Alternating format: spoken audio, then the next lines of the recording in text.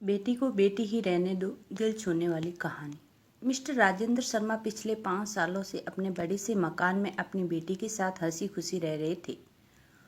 उनकी उम्र अब 60 को पार कर चुकी थी और बेटी प्रिया अब 28 की होने को थी। उम्र को ध्यान में रखते हुए बेटी ने उनका सारा कामकाज अपने कंधों पर ले लिया था। प्रिया अपने हर काम में बहुत अच्छी थी। जितने अच्छे से वो अपने पापा, घर और उनके कारोबार का ध्यान रखती थी, कोई और शायद ही रख पाता। अगर राजेंद्र जी को कोई बेटा होता तो वह भी नहीं। इन बाप बेटी का रिश्ता बहुत ही प्यारा था। बिना बाबा के प्रिया को नहीं चलता और बिना प्रिया के उनके बाप का किसी काम में मन नहीं लगता। कभी कभी ऐसा लगता जैसे राजेंद्र जी प्रिया के बाप नहीं, उनके बेटे हैं। प्रिया की हरकतें ही कुछ ऐसी थी। बाबा को जबरदस्ती सुबह जल्दी उठकर वॉकिंग के लिए भेजना हो या छोटे बच्चों को जैसे दवाई पिलाते हैं वैसे ही पापा की दवाइयाँ उन्हें खिलानी हो। प्रिया का बर्ताव अपने बाबा के साथ बिल्कुल वैसे ही था जैसे किसी माँ का अपने बच्चे के साथ होता है। प्रिया के बाबा भी कुछ कम नहीं थे। जब जब प्रिया उन्हें दवाई खाने के लिए देती तो आधी दवाई खाते और आधी छुपा लेते, लेकिन प्रिया की नज़रों से बच नहीं पाते। फिर वह उनके सामने खड़ी होकर सारी दवाई उन्हें जबरदस्ती खिलाती। रात को प्रिया के सोने के बाद चुपके से किचन में जाकर फ्रिज में मिठाई चुराकर खाना, बाबा की ऐसी हरकतें भी प्रिया पकड़ लेती थी। पकड़े जाने पर बाबा पानी पीने का बहाना करते, लेकिन प्रिया उनको समझाती कि मिठाई आपके लिए हानिकारक है। बाबा को याद दिलाती कि पिछली बार उनका शुगर लेवल कितना बढ़ गया था। अपने ही घर में अब मैं मिठाई भी नहीं खा सकता, बड़बड़ाते हुए नाराज होने की एक्टिंग करते हुए बाबा किचन से चले जाते। फिर प्रिया उन्हें मनाने के लिए एक मिठाई का टुकड़ा पापा के पास लेकर जाती और फिर वो दोनों उसे आधा आधा बांट कर खाते। दोनों के चेहरे पर बड़ी स्माइल आ जाती। बस ऐसे ही दोनों की जिंदगी हंसी खुशी कट रही थी। उनका घर बहुत बड़ा था। उसने कई कमरे थे, इसलिए उन्होंने सोचा कि एक किराएदार रख लिया जाए। पैसों के लिए नहीं, लेकिन प्रिया के ऑफिस जाने के बाद अकेले रह रहे राजेंद्र जी को थोड़ा सा ही सही किसी का साथ मिल जाए, इसलिए जल्दी ही एक किराएदार फाइनल हो गया। उनका नाम अमृत सिंह था। उम्र उनकी 50-51 की होगी। एग्रीमेंट पेपर बनाने के दौरान पहली बार वह राजेंद्र जी और प्रिया से मिले। उन्हें दोनों से मिलकर काफ़ी अच्छा लगा और अब अमर सिंह अपनी बीवी के साथ राजेंद्र जी के घर पर किराएदार के तौर पर रहने लगे। थोड़े दिन बीते थे, लेकिन अमर सिंह राजेंद्र जी से अच्छी तरह घुल मिल गए थे। वह दोनों सुबह सुबह अब साथ में ही वॉकिंग के लिए जाया करते थे। कभी वह अमर सिंह के साथ तो कभी अमर सिंह और उनकी बीवी प्रिया और राजेंद्र जी के साथ डिनर किया करते। एक सुबह जॉगिंग के दौरान अमर सिंह ने कहा कि आप और प्रिया अकेले ही रहते हैं। आपको तो काफ़ी कुछ मैनेज करना पड़ता होगा। आप कैसे सब इतने अच्छे से संभाल लेते हैं? अजी, मैनेज क्या करना है? मेरी होशियार बेटी के लिए यह कुछ भी नहीं है।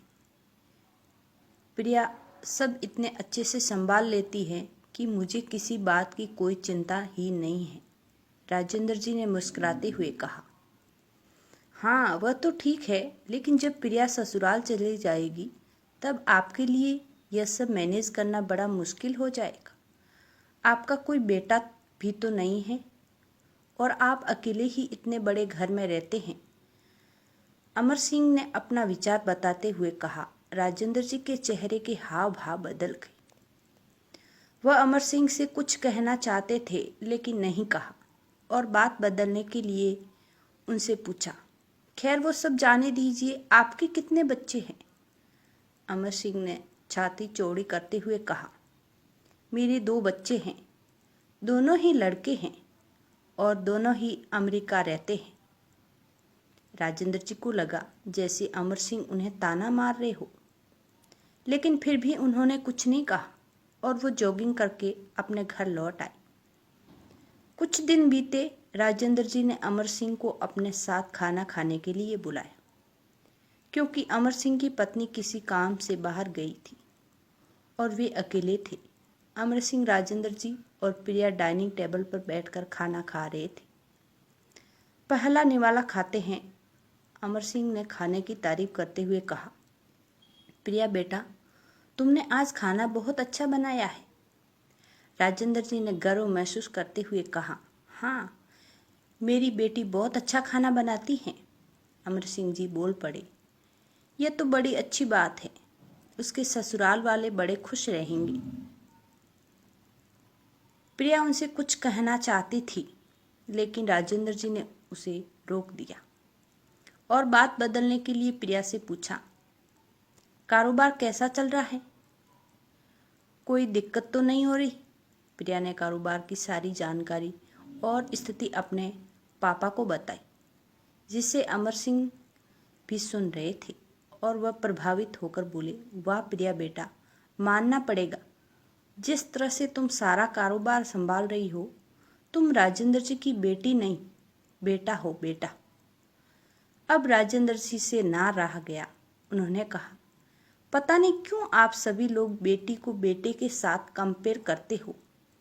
ऐसा एक भी काम या एक भी फील्ड बताइए जिसमें बेटियों ने अपना नाम न बताया हो।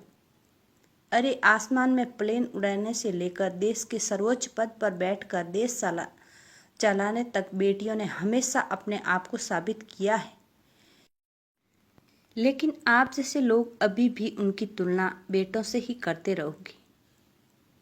होते होंगे बेटे सबके लिए ज़्यादा इम्पोर्टेंट, मेरे लिए तो मेरी बेटी ही सबसे बढ़कर है।